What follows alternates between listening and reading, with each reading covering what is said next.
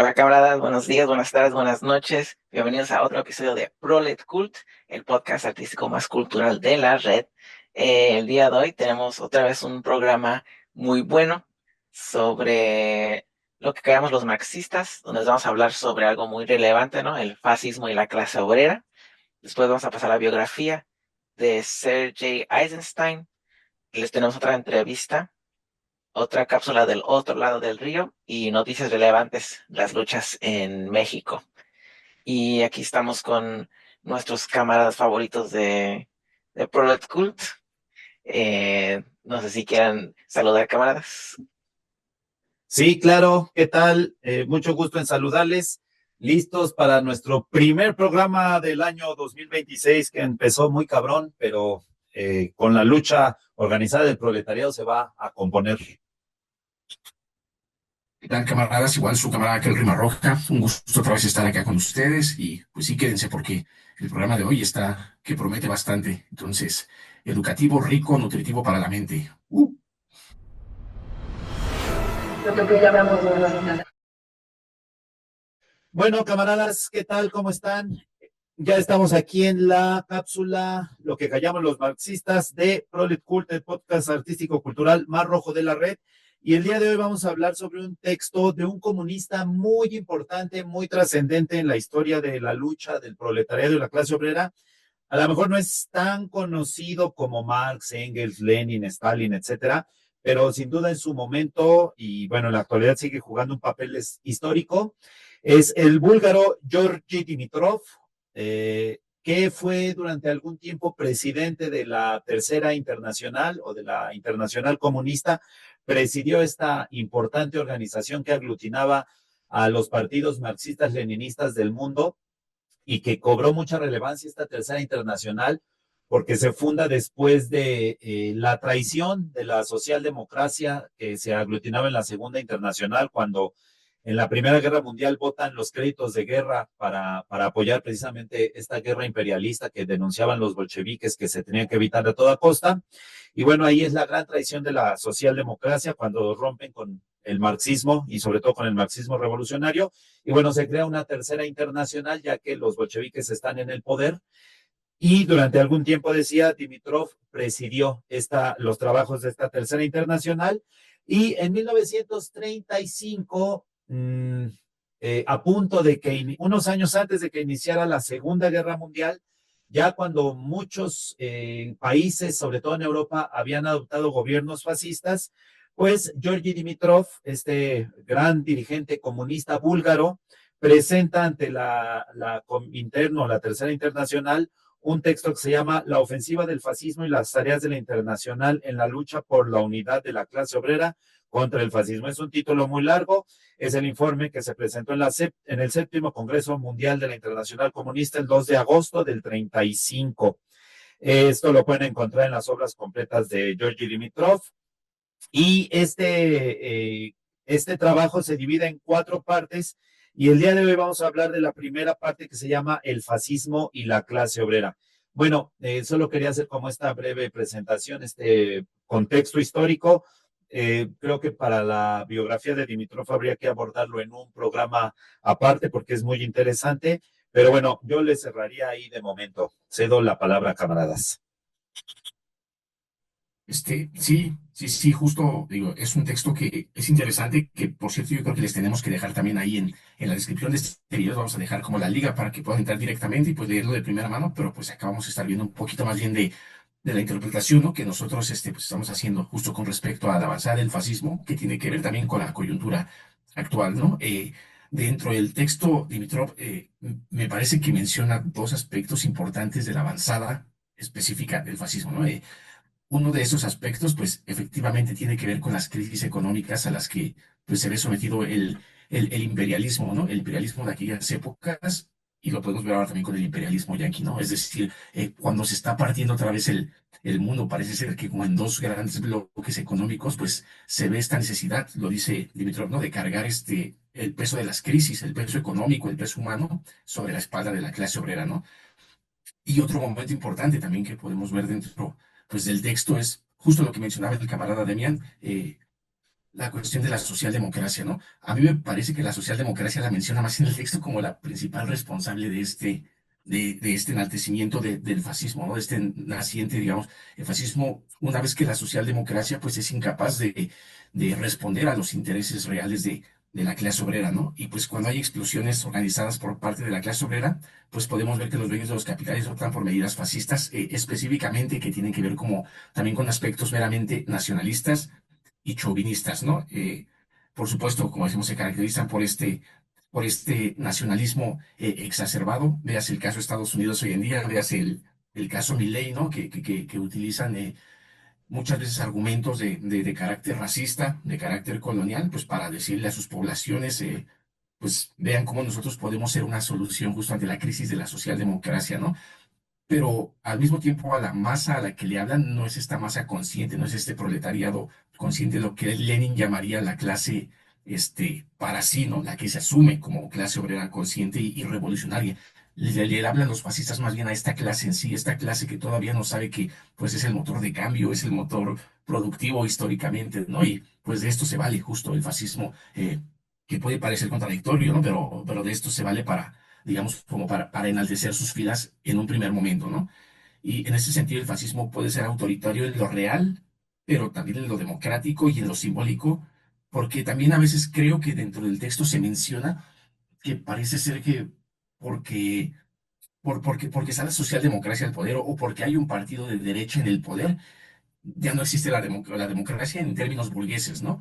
Y nos lo menciona Dimitrov, pues más bien el fascismo a veces también deja que existan estas expresiones dentro del panorama, por alguna manera de decirlo, electorero, que no representa, pero son a fin de cuentas explosiones democráticas que no representan un peligro para la avanzada fascista, ¿no? Insisto, veas el caso Argentina, veas el caso ahora con Chile, ¿no? Y hay un partido comunista que de comunista ya hablaremos después cuánto tiene, pero se permite, está dentro de las reglas del juego del fascismo. Eh, y para cerrar, digamos, esta primera parte, porque pues ahorita también me gustaría tener algunas otras intervenciones, Dimitrov menciona, la subida del fascismo al poder no es un simple cambio, es un gobierno, no es un que se sustituya a un gobierno burgués por otro, sino la sustitución de una forma estatal de la dominación de clase burguesa, por otra, que es la dictadura terrorista abierta, lo que estamos viendo con Trump, por ejemplo, ¿no? Es decir, nosotros tipificamos que tanto el Partido Demócrata como el Republicano representan a los mismos intereses, pero efectivamente acá los republicanos tienen este carácter mucho más, digamos, de esta dictadura abierta. Trump diciendo, vamos por el petróleo directamente, ¿no? Nos importa un comino. Ahora la cuestión de la democracia que antes se manejaba con los Estados Unidos, ¿no? Es mucho más abierto ese discurso, es mucho más frontal y sobre todo, pues ese es mucho más agresivo contra la clase obrera. Y pese a esto, pues los gobiernos que emanan de la democracia burguesa son de carácter, aunque son de carácter anticomunista, el fascismo, en este sentido, pues creo que abre un frente ideológico que existía en la Guerra Fría, pero que vuelve a existir ahora mismo, ¿no? Parece ser que vuelve este discurso de los bloques, ¿no? De como si hubiese una igualdad de fuerzas entre el bloque también supuestamente socialista que existe en Venezuela, pero que en realidad es un pretexto, ¿no? Un burdo pretexto, pues, para invadir y para hacerse de los bienes naturales que existen en el hemisferio sur de nuestro continente, ¿no? Por lo pronto, ahí le dejo para que también pueda darnos un poquito de análisis el camarada Iván, pero ahorita continuamos con un poco más. No exactamente, también iba a mencionar esas cosas, pero también quería mencionar sobre cómo Dimitrov le pone énfasis en no caer en esa actitud de que eventualmente el fascismo en sí, eventualmente el fascismo se va a derrumbar así solito, ¿no? Porque es tan fuerte y solito así va a derrumbarse. Me acordó pues también la idea de la frase de cómo el socialismo es inevitable, pero eso causa que algunas personas no hagan nada, ¿no? Dicen, no, es inevitable, entonces no más necesito esperar. Entonces, Dimitrov aclara como, pues solo la actividad revolucionaria de la clase obrera, ¿verdad? Hará que los conflictos que surgen, am, inevitablemente en el campo de la burguesía se puedan aprovechar para, pues, derrotar al fascismo y derribarla. Creo que eso es algo muy importante. En general, pienso que contesta muchas preguntas de forma muy clara, ¿no? Que hasta hoy en día se están teniendo, como lo mencionó el camarada. Da la crítica hacia los propios partidos comunistas por no poder organizar, pues, a la clase obrera con sus aliados, el campesinado y los otros sectores de la sociedad, para poder hacerle frente a este, pues, fascismo que va avanzando y tomando más espacios en la sociedad y, pues, también el poder. Y sí lo dejaré ahí por ahorita. Bueno, pues en esta participación a mí me gustaría hacer relevancia en el hecho de que finalmente la definición que propone Dimitrov es una definición que se plantea desde la economía política, es decir, él dice que el fascismo es la dictadura terrorista abierta de los elementos más reaccionarios, más chauvinistas y más imperialistas, pero ahí está, al final de la definición está lo importante, más imperialistas del capital financiero. Y eso clarifica mucho con respecto a elucubraciones de carácter filosófico que se han hecho, que se hicieron a lo largo del siglo XX y se siguen planteando ahorita en el siglo XXI con respecto a qué es el fascismo y que muchas veces confunden a las masas y no ayudan a clarificar sobre todo la táctica de lucha para enfrentar al fascismo. Y en ese sentido, pues me parece muy vigente porque finalmente el capital financiero, en la obra de Lenin se analiza en el imperialismo fase superior del capitalismo, pues cobró una preponderancia que nunca se imaginaron, ¿no? A lo mejor en los primeros análisis Marx y Engels, porque no existía capital financiero, ya es Lenin el que lo empieza a vislumbrar, y bueno, el capital financiero ha tomado una relevancia preponderante en el capitalismo. Hay el debate si incluso ya superó al capital productivo o no, pero bueno, esa es harina de otro costal, pero es importante, ¿no? Que defina que el fascismo es la dictadura del capital financiero. Entonces, en ese sentido, lo que Dimitrov propone es precisamente lo que ya comentaron, la conformación del Frente Único, responsabiliza efectivamente principalmente a la socialdemocracia, aunque no deja de ser autocrítico con los partidos comunistas. Pero leyendo el texto, a mí me sorprendía mucho cómo la táctica del fascismo, no la estrategia, la táctica del fascismo es muy, muy similar a la que están aplicando ahora, ¿no? Cómo llegan a las juventudes, y lo dice Dimitrov así, literalmente, se han apropiado se han ganado la confianza de las juventudes ante la desesperanza, ante la falta de perspectiva de futuro, les ofrecen soluciones que parecen como muy sencillas, pero que en realidad no son viables porque sería contradecirse a sí mismos, ¿no? O sea, ir en contra de la lógica de la acumulación del capital. Entonces, se apropia de las juventudes, como decía, se apropia de la clase obrera, recurre al nacionalismo, recurre al chauvinismo, hace crítica a los partidos tradicionales que evidentemente decepcionan a las masas proletarias, cuando digo partidos electorales, ¿no? A los partidos electorales tradicionales que las masas se hartan de ellos. Y bueno, eso lo estamos viendo en la actualidad, ¿no? Los políticos libertarios, ¿no? Donald Trump, Milley, hacen críticas profundas al sistema de partidos, a la clase política y se proponen ellos como algo ajeno a ese mundo de la clase política y que van a acabar con la corrupción, que van a dar empleo, que va a mejorar la condición económica, etcétera. Y las masas caen, ¿no? Caen ante esta embestida mediática, en fin, ¿no? Esta narrativa. Y eso fue algo que me llamó mucho la atención y creo que me parece muy vigente en ese sentido. Hace también referencia a que el fascismo no es igual, que hay que hacer el análisis específico de cada país, de cada contexto, porque eso también hay que tomarlo en cuenta para no hacer así análisis mecanicistas. Y bueno, como desde el punto de vista histórico, de pronto creemos que nada más en Alemania, Italia y Japón hubo fascismo porque en la Segunda Guerra Mundial fueron el eje Tokio, Roma, Berlín, ¿no? Pero no, hubo muchos regímenes fascistas en España, en Austria, en Yugoslavia, en Polonia, en Finlandia. Menciona varios ejemplos del contexto histórico y bueno, me parecía importante destacar eso, ¿no? Era lo que quería comentar. Pero al final de cuentas creo que también, como decía, se configura como de distintas maneras, específicamente en la zona en la que se desarrolla el fascismo. Y me llamaba la atención lo que comentaba el camarada Negrán en cuanto a las similitudes que hay hoy en día, ¿no? Es decir, quienes llevaron al poder a Milei y quienes llevaron al poder a Trump fueron los jóvenes, ¿no? Fueron las jóvenes, pero incluso valiéndose de, de discursos que son muy propios de la democracia burguesa. Ahora mismo lo podemos ver como con el caso Salinas Pliego, por ejemplo, ¿no?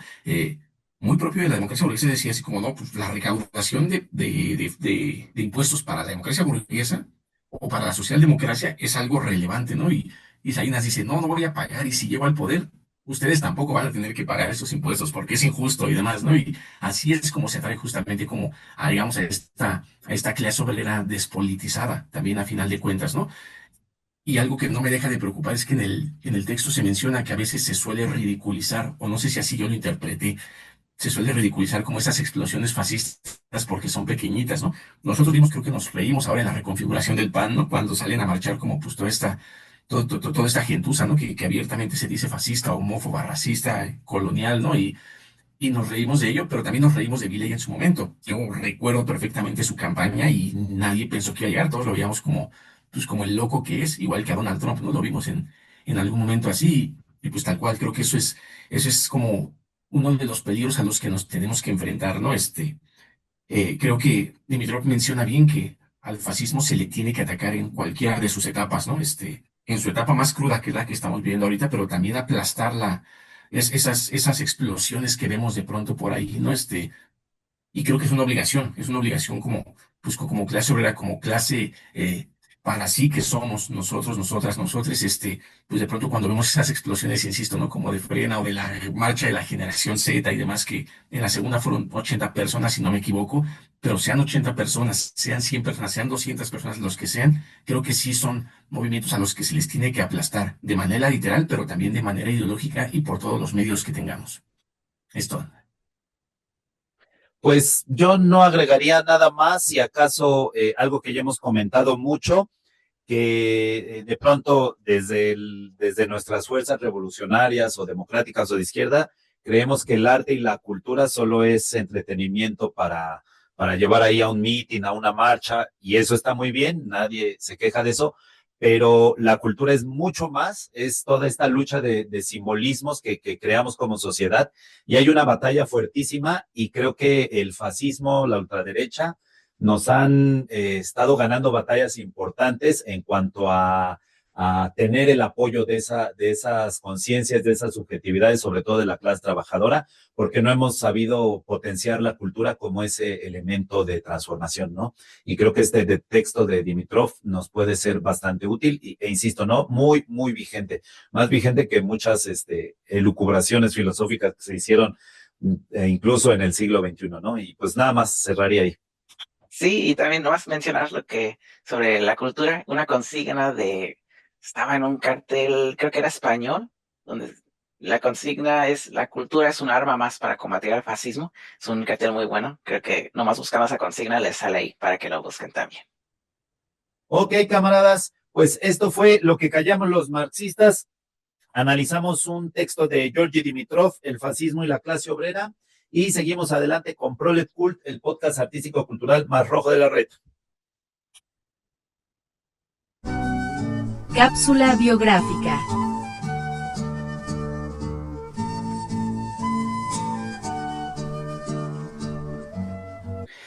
Bueno, camaradas, seguimos con Prolet Cult, el podcast artístico cultural más rojo de la red, y ya estamos en la sección de la biografía.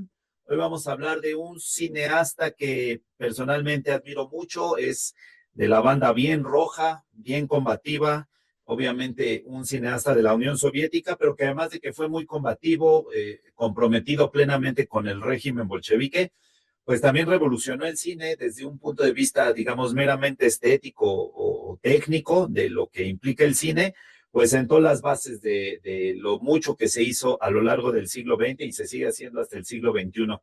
Y bueno, se trata de Sergei Eisenstein, ajá. Como decía, cineasta soviético, nació antes de la revolución en 1898, en enero, 23 de enero, por eso estamos hablando de él, porque pues nació justo en este mes, en el primer mes del año, en actual Letonia, en la ciudad de Riga. Y bueno, pues provenía de una familia acomodada, de clase media o pequeño burguesa, familia judía, más o menos conservadora. Sus papás pues tenían estudios, tenían cierto estatus social y desde muy pequeño se interesó por el dibujo, por el teatro, por la actuación, por la música, evidentemente, pues imbuido, ¿no? De este ambiente de amor al arte, a las supuestamente grandes artes o a las bellas artes, a la cultura, etcétera.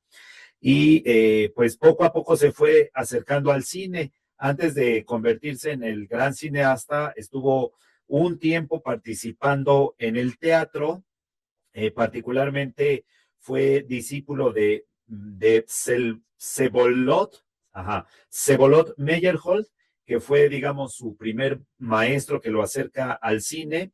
Y bueno, perdón, que lo acerca al teatro, perdón, al teatro, y gracias a lo que aprende de Meyerhold en el teatro, después lo empieza un poco a trasladar y a readaptar para llevarlo al cine.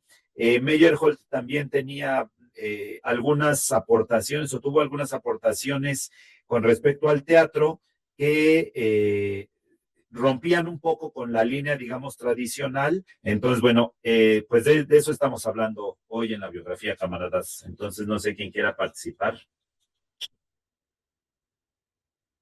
Sí. Justo, bueno, yo ya conocía un par de sus películas, pero no directamente al artista como tal, ¿no?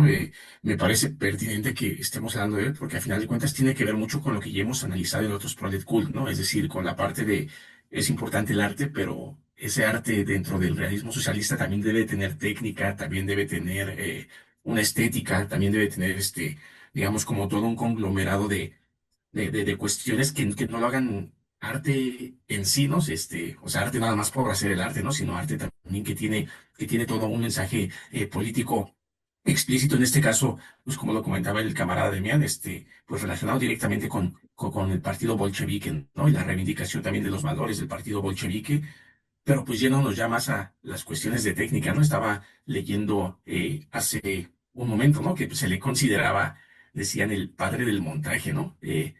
Y parece que no es relevante, pero es relevante en términos hasta marxistas, ¿no? Leía un poco él hablaba de cómo contraponer imágenes que son contrastantes, digamos, una de otra, pero hasta en cuestiones dialécticas. De que, por ejemplo, de pronto usaban técnicas que tenían que ver con poner una tesis, una antítesis dentro de una misma imagen, y pues a partir de ello crear lo que ya sabemos, ¿no? Tesis, antítesis, y pues esta metodología marxista, pues, ¿no? Que nosotros utilizamos como forma de análisis, eso me pareció algo, digamos, como relevante. Eh, en términos técnicos, la verdad es que pues creo que no somos las mejores personas, ¿no? Como para decir cómo era esta cuestión así, ajá, de los montajes de una secuencia con otra, pero sin duda, se menciona, pues es una revolución, no solo para el arte soviético, o no solo para el cine soviético, sino para el cine a nivel global, ¿no? Es una técnica, a final de cuentas, que pues también se usó, pues en Hollywood, se sigue usando hoy en día y que, pues parece ser que pues no reconocemos, ¿no? No reconocemos el modo de producción capitalista como con todo lo que es conveniente, se lo apropia, se lo adueña y pues lo hace una mercancía consumible para todos y para todas, pero pues debemos tener en cuenta justo que esa es la obra de un camarada comunista que pues aparte luchó por la causa. Am, y también algo que me llamó la atención es de cómo pues empezó a recibir críticas. Sus películas empezaron a recibir críticas de forma personal, de cómo las estaba haciendo y hasta críticas hacia su, su propuesta en el cine, pero que en ese punto Stalin lo defendió y mencionó como no nomás es así culpa de Eisenstein en lo individual, sino también de los, de los encargados en supervisar cómo se hacen las películas, ¿no? Por no orientar y hacer ese trabajo. Am, y también me gustaría mencionar sus dibujos, que también están interesantes. Era muy bueno en el gesto, en el dibujo, aunque cuando los buscas, pues la mayoría de los artículos se concentran en los dibujos eróticos, ¿no? Que también hubo una cuestión ahí después de que muriera y como su esposa donó los dibujos, pero no donó los dibujos eróticos, algo así. Em, Diferentes versiones dependiendo de cuál fuente lees. Pero sí, eso sería lo que mencionaría ahorita.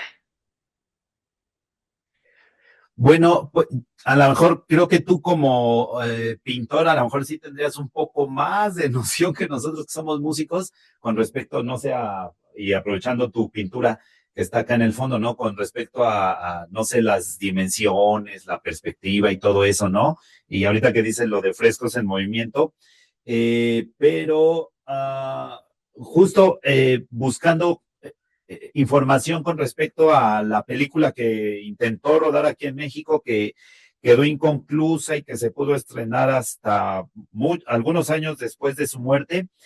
La película se iba a llamar, o bueno, es conocida como Que Viva México, y yo no sé si está en YouTube, yo recuerdo haberlo buscado ya antes y no la he encontrado, obviamente tampoco en las plataformas comerciales, seguramente debe de haber ahí alguna plataforma de esas, para los que son muy clavados del cine, para la banda que es muy clavada con el cine, en donde se pueda ver.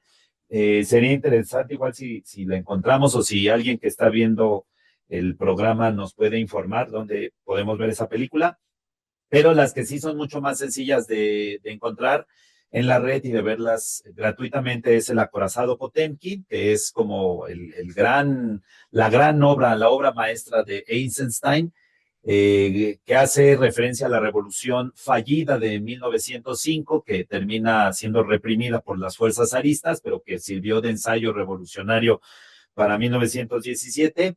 También está la del acorazado, yo ya la he visto creo que 2 o 3 veces. Está Octubre, que al parecer se utilizaron kilómetros de cinta para poder rodarla. Hace referencia al 10º aniversario de la revolución o de la toma del Palacio de Invierno, la rodó en 1927.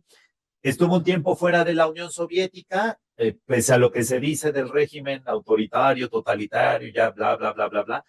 La URSS le dio autorización para salir porque él manifestó en algunas ocasiones inconformidad con las líneas o con las directrices del partido con respecto a su labor estética, y decide salirse de la Unión Soviética y le va peor, ¿no? O sea, en la Unión Soviética el partido pues tiraba línea, pero no censuraban como la censura que se encuentra en Europa, en Estados Unidos, en Francia, donde la prensa lo agrede, donde hay policías en las salas de cine donde se presentan sus obras, en donde lo ofenden, lo intentan denigrar por comunista, etcétera. O sea, el ataque es brutal, ¿no? Todo el anticomunismo contra Sergei Eisenstein. Entonces, pues al final regresa a la Unión Soviética y filma también una obra que es impresionante tanto por la película y por la música, porque hace mancuerna con Sergei Prokofiev, otro gran músico de la Unión Soviética, y graban a Alexander Nevsky, ¿no? Que además habla sobre un enfrentamiento entre la Rusia de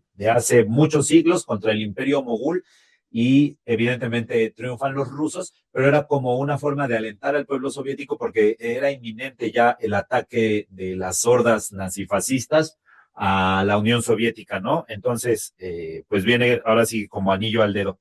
Y bueno, de Que Viva México, pues no la pudo terminar porque hubo censura por parte del el régimen post-revolucionario priista. Llega a México en 1930, me parece que es la época del maximato, no me parece, más bien es la época del maximato. A Álvaro Obregón lo asesinan en el 28, llega Plutarco Elías Calles al poder y ejerce el maximato hasta que llega Lázaro Cárdenas, ¿no? Y lo corre del país. Pero bueno, aquí en México, pues se codeó con las grandes figuras de la cultura, evidentemente, sí, con los muralistas, con una serie de intelectuales que tenían importancia en ese entonces, y sobre todo le estaba al parecer obsesionado con el tema del Día de Muertos, ¿no? Pero digo, no lo sé, creo que no era una época de Whitexicans, o bueno, no de Whitexicans, de esta banda extranjera que viene a exotizar las costumbres locales, ¿no? Creo que venía con un interés legítimo por su formación, ¿no? De la que ya estuvieron comentando ustedes. Y bueno, me gustaría cerrarle ahí. Y sí, nada más para poner énfasis en la técnica, creo que mencionó el camarada Rima del montaje. Así en lo visual se me hace, bueno, para decirlo muy simplemente, sí supo cómo capturar, ¿no? La urgencia de ese momento, por el movimiento de los soldados de los comités de Lenin en clandestinidad. Cada escena va bien rápido. No incluye escenas nomás para incluirlas, ¿no? Cada escena movía la historia adelante y no nomás llenaba el tiempo para llenarlo. Entonces, definitivamente, pues chequense esa película, ¿no? La de octubre, 10 días de cómo ver en el mundo. Y pues las demás que también los acompaño en verlas porque me faltó ver sus otras películas. Y ya nada más para cerrar, algo importante también es que empieza a plantear a los protagonistas no como individuos, sino como colectividades. Como bien dices, ¿no? Los batallones rojos que acuerpan a Lenin, esto, no sé, en el acorazado Potemkin, pues los marineros, las multitudes escapando de la represión, pero no hay un protagonista o dos o tres protagonistas individuos, ¿no? Que lleven el peso de la película en sus personajes, ¿no? Sino son las masas hacedoras de la historia las que se presentan como protagonistas, ¿no? Y pues muy bien, si no tienen más que agregar, camaradas, cerramos la cápsula biográfica. Hemos hablado de Sergei Eisenstein, el gran cineasta soviético, y seguimos con Prolet Cult, el podcast artístico cultural más rojo de la red.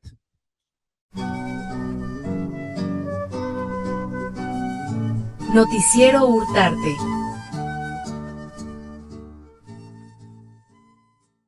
Bueno, camaradas, ahora seguimos con esta sección que tanto les gusta, que es la prensa rosa de la izquierda, los chismes, no, no es cierto, las noticias que tenemos para ustedes en términos de arte y de cultura y que pues ahí les vamos a estar compartiendo, ¿no? Un poquito. Voy a empezar yo con algo que me preocupó a propósito del golpe de Estado o de esta irrupción, ¿no? De este secuestro más bien del ejército yanqui sobre el presidente Maduro en Venezuela. Pues ustedes saben, nosotros en la otra reunión nos dedicamos a hacer rap, ¿no? Rap político y demás, pero también siempre hemos reivindicado que cualquier rap, aunque no sea comunista como el nuestro, aunque no se diga político, pues es una expresión que nació como, pues justo como eso, ¿no? Como música antisistema, como música que tenía que ver con la reivindicación de las clases más desprotegidas, ¿no? De los más marginados, de los más vulnerados y vulnerables, pues, ¿no? Y a propósito de eso, el otro día platicábamos con el camarada Demián de la muerte de un cantante, de un rapero cancerbero venezolano, ¿no? Y como todo el chisme que se había hecho alrededor de su muerte, que pues, eso ya deben de saber ustedes, y no, pues ahí investiguen, ¿no? Pero pues acá más bien lo que le quería compartir era pues una situación, ¿no? En la que pues varios grupos de rap en México, en Venezuela y en América Latina en general, pues han estado reivindicando el secuestro de Nicolás Maduro como un avance hacia la justicia para Cancerbero, ¿no? Eh, exacto. Muchos raperas de la comunidad que no creo que sean de derecha, solo son personas despolitizadas y esas personas despolitizadas de las que hablábamos hace rato pueden ser cooptadas por el fascismo ante la ausencia, digamos, de algo que les cree identidad, ¿no? De clase, pues se han estado manifestando, ¿no? Justo diciendo que, pues, el gobierno de Venezuela nunca le dio justicia a Cancerbero y como todas esas cuestiones, y puede ser cierto que no hubo justicia como en términos de esclarecimiento de su fallecimiento, pero a final de cuentas lo que sí hemos estado visto últimamente es que, pues por lo menos la comunidad rapera, muchas de las páginas más importantes de rap en redes sociales, en Instagram y en Facebook, pues sí se están posicionando del lado del trumpismo, del lado del golpismo en ese sentido, ¿no? Es algo como que nos está preocupando, insisto, por la naturaleza misma del rap, ¿no? Que el rap se supone que es antihegemónico, se supone que es combativo, se supone que es antisistema y que pues está aplaudiendo abiertamente el golpismo, que está aplaudiendo abiertamente el intervencionismo en pro del esclarecimiento del asesinato de un camarada rapero, como lo fue Cancerbero, ¿no? Esto es algo que preocupa, que tenemos que analizar y que también de pronto creo que tendríamos que pues, remediar dentro de nuestros círculos pues más inmediatos, porque pues también yo creo que aquí les vamos a poder dejar algunas ligas como con esto que les estoy comentando para que pues se puedan echar un clavo y también nos den su opinión, ¿no? Con respecto a esta situación. Por ahora es todo. Bueno, pues sí está cabrón, ¿no? Que desde el rap se reivindiquen estas avanzadas fascistas. Sí, íbamos justo creo que a la Posada de la Chispa o a otro evento a Toluca y sí íbamos comentando en el camino sobre cáncer. Bueno, yo quiero hablar, no traigo hoy una noticia cultural, más bien es un tema que tiene que ver con la defensa del ecosistema. Resulta ser que en Texas se saca este gas LP, me parece, gas fósil, se saca de Texas y hay un proyecto que se aprobó en el sexenio de López Obrador cuando Manuel Bartlett, a propósito de las traiciones de la socialdemocracia y del avance del fascismo, cuando ese ser nefasto y nauseabundo que estuvo con la cuarta T, estuvo en Comisión Federal de Electricidad, Manuel Bartlett, se aprobó un proyecto para construir un oleoducto que pretende ir desde Texas, o sea, en el Golfo de México, hasta el Golfo de California, o sea, atravesar todo el país de poniente a oriente, no, de oriente a poniente, ajá, para que es un oleoducto, bueno, un gasoducto, que evidentemente su construcción afectaría a toda la zona por la que atravesaría, porque además iría expidiendo pequeñas fugas de gas, que es imposible que no las tenga.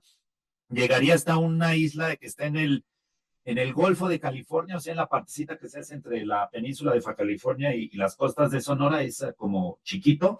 Hay una isla que se llama Isla Tiburón y ahí llegaría el gas, ahí se procesaría, situación que también traería mucha contaminación a esa zona por el procesamiento del gas, el enfriamiento, etcétera, una serie de procesos complejos.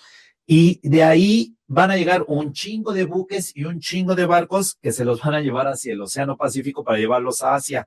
Entonces, algunas organizaciones, más de 40 organizaciones, están luchando para evitar la construcción de este gasoducto que ya dijo Claudia Sheinbaum que cumple con todos los requerimientos, pero dicen estas organizaciones que no es cierto, que no hay un adecuado estudio ambiental, etcétera, y están agrupados en un proyecto de lucha que se llama Ballenas o Gas, porque el principal motivo de muerte no natural de las ballenas es que chocan contra los barcos gigantescos.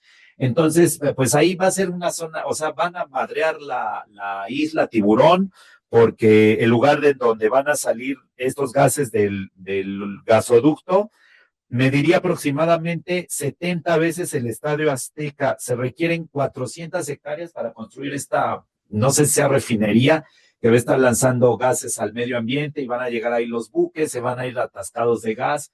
O sea, van a darle la madre a muchas cosas del ecosistema del Golfo de California que ya Cousteau, decían a una entrevista que estaba escuchando hoy en la mañana, precisamente buscaba información sobre Venezuela y me apareció esta entrevista a Pablo Montaño, director de Conexiones Climáticas, lo entrevistó Marta Olivia. Vamos a dejar los enlaces de la página de Ballenas o Gas y de esta entrevista. ¿Qué les iba a decir? Ya Cousteau dijo que el Golfo de California era el acuario más grande del mundo por la biodiversidad que hay en ese espacio. Entonces, corre riesgo. Todavía no se empieza a construir el gasoducto, podemos frenarlo con organización y con lucha, pero ahí está un proyecto más de la cuarta T, un megaproyecto más totalmente neoliberal, totalmente destructivo del medio ambiente y que es inadmisible, ¿no? Entonces, esa era la noticia que traía el día de hoy. A ver si sacamos también una gráfica, ¿no? En solidaridad con esa lucha. Bueno, camaradas, yo les voy a hablar de cómo la Sociedad de Pintoras, un colectivo de mujeres pintoras de Jalisco, denunció que sus murales en el Parque Rojo de Guadalajara están cubiertos por el cierre del Parque Rojo que ya lleva, creo que más de 8 meses cerrado. Y estos murales se hicieron en 2022 en respuesta a otro mural que enseñaba a una mujer acostada amarrada de sus manos, lo cual las pintoras locales criticaron porque no mostraba la resistencia de las mujeres. Entonces se organizaron, formaron este colectivo y pintaron murales que sí denunciaban la violencia del Estado, pero también visibilizaba a las mujeres involucradas en diferentes luchas populares de México y a nivel internacional, ¿no? Incluyendo la lucha en Palestina.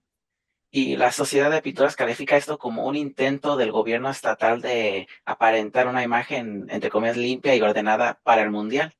Y se considera esto también como un ataque hacia los derechos de las trabajadoras del arte que no tienen las mismas oportunidades de exponer su trabajo en otros espacios como galerías y otras exposiciones en comparación con pintores, ¿no? Entonces siguen estas denuncias y sigue esa lucha para abrir el Parque Rojo otra vez y para que no se sigan escondiendo esos murales.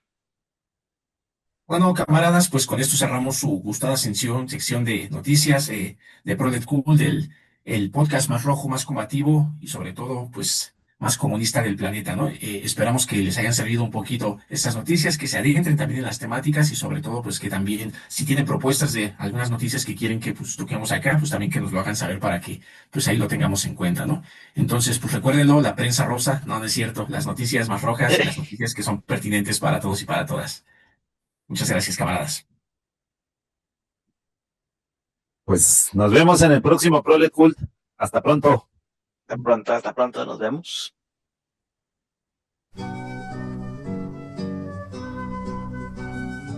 La entrevista.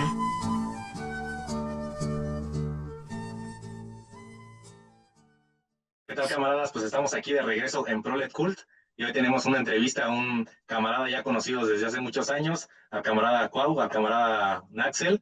Estamos aquí presentando este famoso proyecto, este proyecto que ya lleva varios años, del The Battle, y que justamente se enmarca en este año de nuevas luchas, de nuevas contiendas que se tiene que hacer contra este sistema capitalista que justamente es del mundial, que como ya ustedes sabrán, pues ha habido despojos, ha habido también al territorio, al agua, a los recursos naturales. Entonces estamos aquí con un camarada que ha estado muy al pendiente y con este proyecto muy importante que tienen del The Battle, que van a hacer un concurso, una canción en torno a estas temáticas.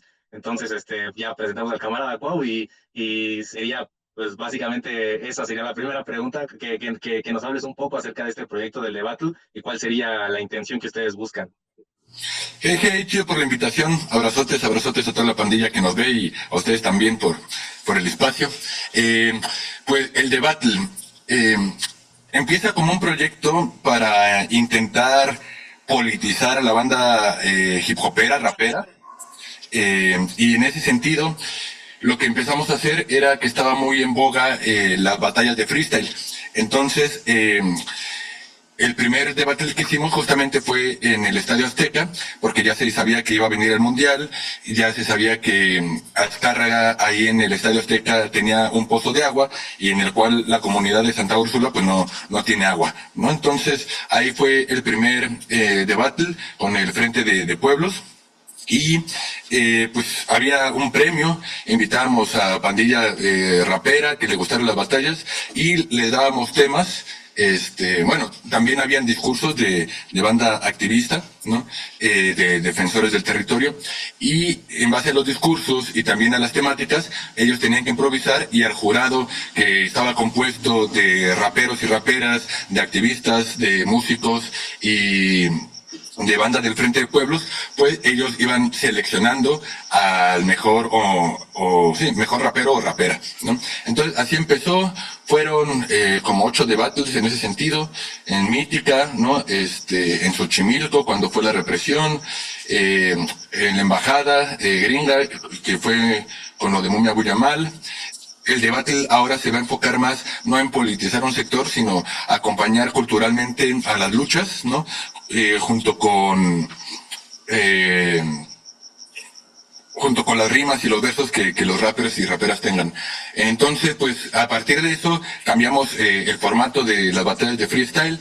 Hicimos un formato por invitación, ya no por premio, porque tampoco es que nosotros seamos financiados, y pues era una bronca tener los premios, ¿no? Entonces también iba mucha banda batallera, pero que no le importaba mucho realmente la organización, ¿no? Entonces ya por medio de la invitación, pues ya pudimos tener una conexión más sólida entre los que efectuaban el espectáculo y la gente también, ¿no? Que estaba escuchando lo que se estaba viendo. Hubo batallas escritas donde también participamos, en el Zócalo. Yo creo que es de los eventos que más me ha gustado hacer. Hasta podría decir que fue la primera batalla escrita del Zócalo, o la única. Y bueno, sin permisos, ni financiamiento de ningún partido, ni esas cosas. Y ahora justamente, como viene el Mundial, ya está soplándonos aquí la FIFA. pues justamente era de qué manera tratábamos de juntar otra vez a la banda rapera y lanzamos la convocatoria siguiente que habla, no hay juego limpio en tierra despojada, y es un concurso de canción protesta para el Mundial del 2006, para los raperos o cantantes, raperas, cantantes o artistas, poetas, ¿no?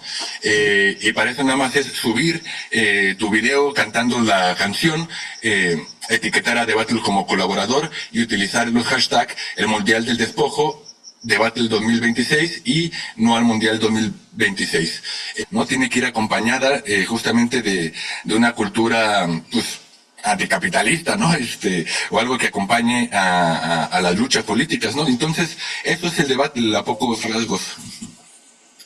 Perfecto, perfecto. Sí, mira, fíjate, justo te íbamos a hacer una pregunta sobre cómo se podría unir a esta dinámica, pero pues ya a grandes rasgos nos dijiste como un poquito de cómo va a estar justo, ¿no? Esa dinámica de etiquetar en Instagram, en Facebook, en las redes que se puedan tener.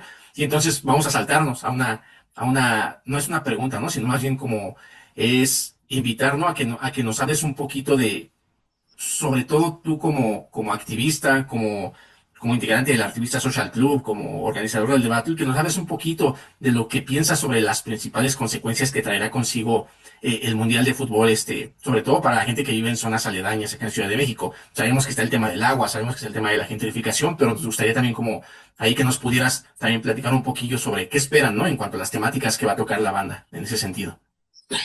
Perdón, es que justamente pues muchas personas dirían que es al contrario, ¿no? Dirían, qué chido que ese mundial va a traer, que es el discurso que se maneja, ¿no? De que gracias al mundial se va a incentivar el comercio y va a haber mayor crecimiento económico y el turismo, y entonces como que está para muchas personas cuando hay este tipo de protestas, sí dicen, pero ¿por qué se oponen a algo que va a traer mayor economía y que para los negocios? O sea, ahí ¿cuál sería la respuesta justo para esas personas?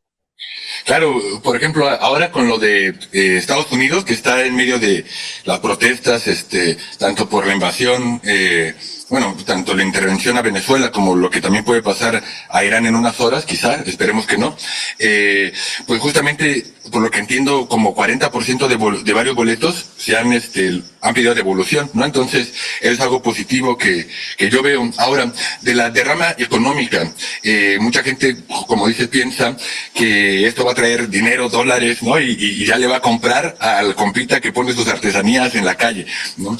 Lo que no se da cuenta es que justamente hay una limpia de las autoridades del gobierno para que esta derrama económica pues no llegue a las personas de a pie, ¿no? Sino que sea solamente para los grandes capitales. Por ejemplo, ¿no? En el Azteca, poner cerca del Estadio Azteca o de los estadios, hoteles, poner plazas, ¿no? Y esto significa en esos territorios, ¿no? Por ejemplo, en Nayarit me parece que está otro estadio, ¿no? Pues simplemente,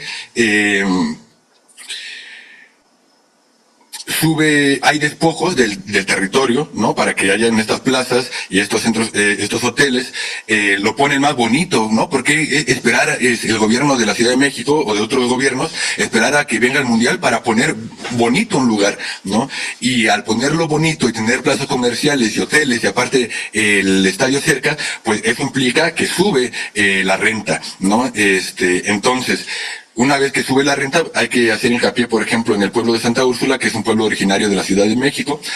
Al subir la renta, los habitantes originarios de estos lugares ya no tienen para pagar la renta, porque no solo es la renta, sino que sube el predial, sube el agua, sube la luz, suben varias cosas y la gente ya no tiene para pagar su hogar y se va a otros lugares a vivir y acabamos con la población originaria de estos lugares en base a los intereses del capital para efectuar estos proyectos, ¿no? Y hay que recordar que ahí está Brasil en el mundial que le tocó, cuántos muertos hubo, ¿no? En Sydney incluso, ¿no? Que después de las Olimpiadas quedó endeudada, ¿no? Entonces hay que entender que es un espectáculo del mundo, según, ¿no? Que primero habría que sacar a los gringos porque están en guerra contra todos, ¿no? Y también Israel, pero que justamente este espectáculo y su comercio, su economía, no es para las personas, el grueso de la población, sino que es solamente para los grandes capitalistas, y para esto sirve.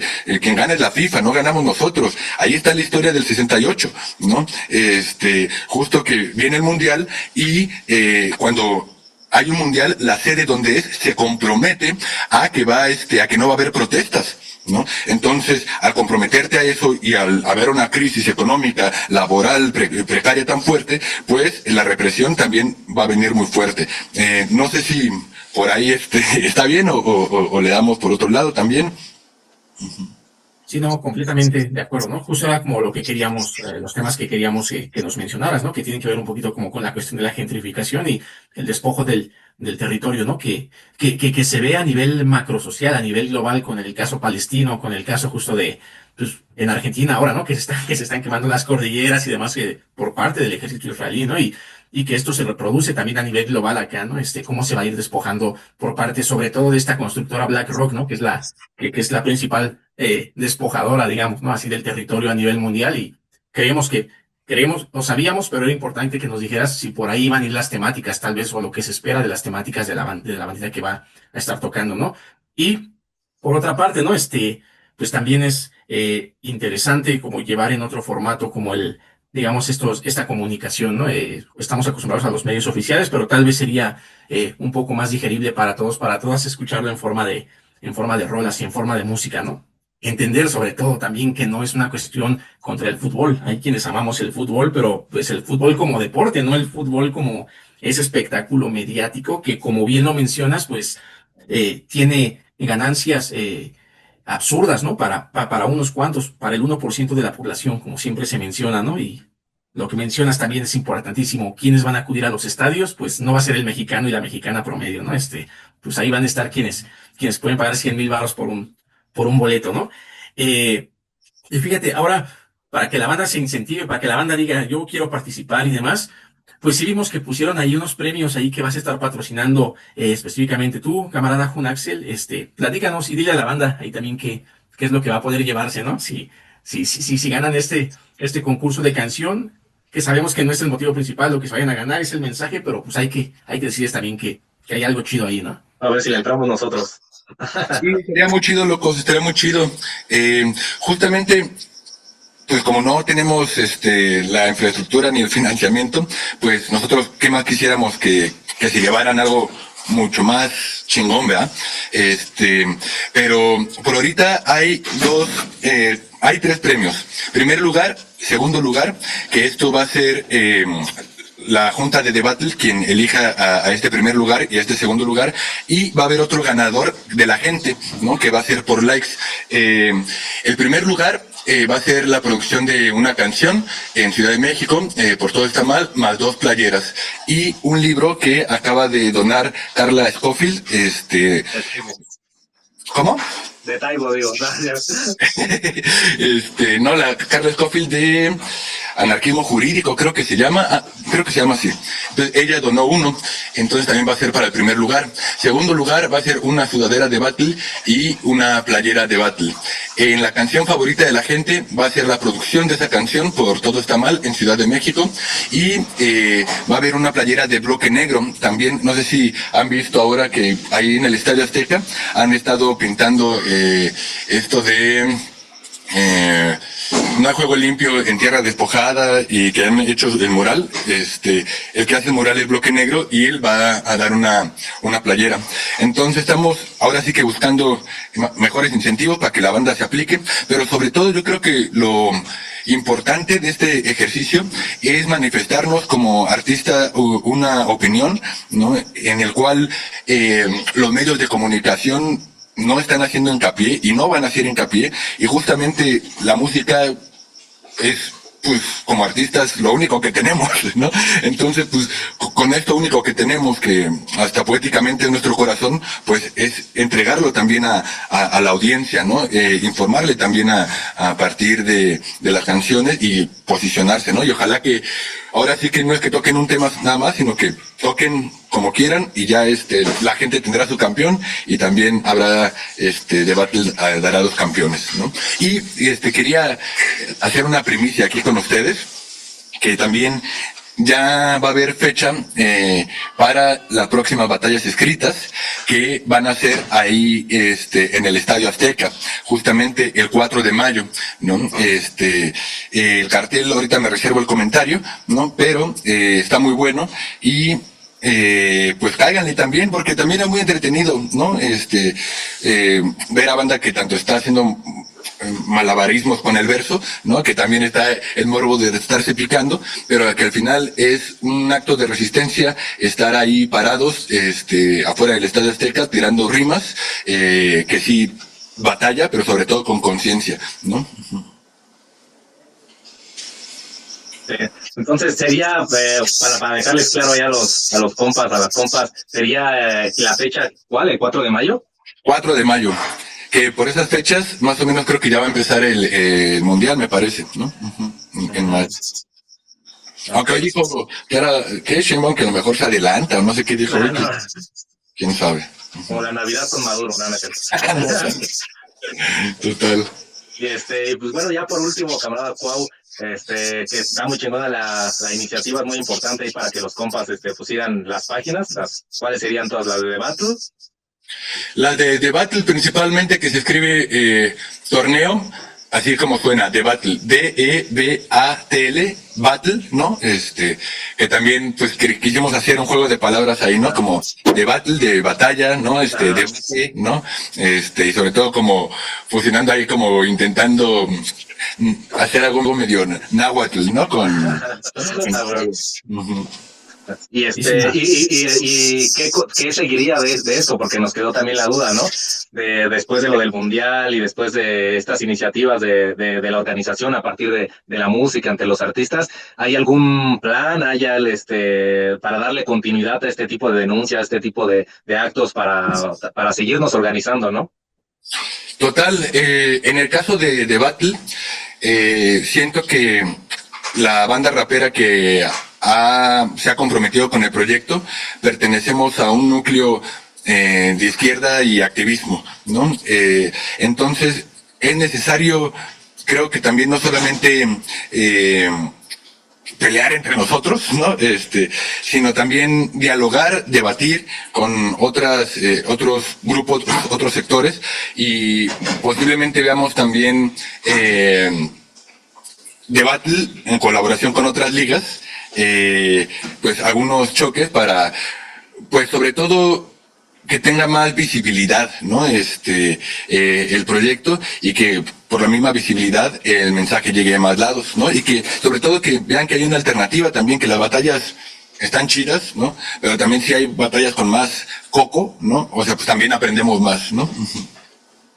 Exactamente, ¿no? Justo es llevarlo un tanto más allá, ¿no? De la mera música, del mero arte por el arte.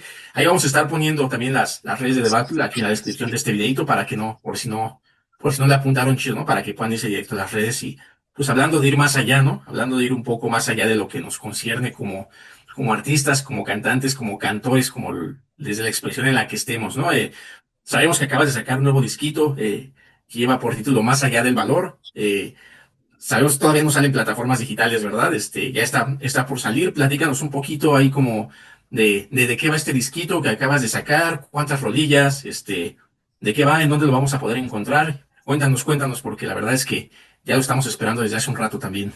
Chido. Sí, pues lo presenté en noviembre, me parece, como por el 15, 16 de noviembre lo presenté, y está solamente hasta ahorita en formato físico disponible. Esto para buscar incentivar a la banda que compre el disco físico, que al final de cuentas a nosotros los artistas nos ayuda económicamente, en lugar de que lo escuchen por Spotify, que qué bueno que lo escuchen, pero no nos pagan ni madre, ¿no? Entonces, también hay que dejar de usar esa plataforma, ¿verdad? Sionistas. Y justamente más allá del valor, lo empecé yo creo que a mediados del 2020, ¿no? Como después de la pandemia, pues ahí sin poder pagar una producción, ¿no? Sin dónde grabar o quién mezclar o todo eso, pues justamente dije, wow, pues vamos a estudiarle, ¿no? Porque ahorita no tienes trabajo, entonces tienes que hacer tú mismo tus maquetas, hacer tú mismo tu todo. Y me puse a estudiar, y ese disco pues fue grabado netamente aquí en la casa, en su casa, y yo lo compuse, lo toqué todo, lo quería mezclar y masterizar, pero después no me sentí muy ¿cómo será? tan chido con la mezcla y master que yo había logrado. Entonces ahí, como los discos pasados, Ciclotimia Records, Neutral, fue el que lo mezcló y masterizó, pero viene de ese proceso y pues son 10 rolas que hay invitados. Uno es con Amenic, que ese ya, menos de la mitad de rolas ya están arriba, ¿no? También hay que mencionar eso. Entonces, por ejemplo, Tierra y Dignidad es con Amenic, que ese ya sacamos video. Eternidad es con Andrea Murga. La que todavía no sale es Bailemos en las Galaxias con Yuyu Ferso, que yo quería hacer como una rolita de fiesta sensualona, de coqueteo, ¿no? Que a veces, no sé, la banda activista somos muy serios y a mí me cuesta mucho trabajo hablar como en el coqueteo, ¿no? Entonces dije, hay que hacer algo de coqueteo libertario, ¿no? O algo así. Entonces, con Yuyu Ferso, que la deben de escuchar, una cantante cabroncísima, la verdad, de Jalapa. Arte de Pie, que ya la sacamos con Astrodamus y Paolo Guerrero. Aroma, que esa estoy yo solo. 7, que es un sample de un discurso de un político que no es porque me represente, pero dice tantos facts que yo siento que mucha banda no está tan consciente de la historia que llevamos de 150 años para acá en Latinoamérica, y pues es necesario una relectura y que la banda por medio de la música se entere de cómo ha sido esa historia. Entonces decidí ponerlo también. Otra canción. ¿Cómo? Estadio de Obrador. No. No. Otra que es Trascender, que es con La Negra Mexa, que esa ya la sacamos. Bienvenidos, que es con Paolo Guerrero, y que me echo unas metrallitas ahí. Según yo es mi primera canción tratando de metrallar, ¿no? Y bueno, el Outro, que es una rola justamente como de, bueno, ya lo escucharán, ¿no? Pero el disco está muy bueno, ya lo he escuchado. A mí me gusta mucho. Me parece que mañana o pasado mañana ya lo voy a subir en Bandcamp, también para quien quiera comprarlo por ahí, y escuchar, ¿no? Ya hasta el 1 de febrero va a salir en YouTube y posteriormente en otras plataformas.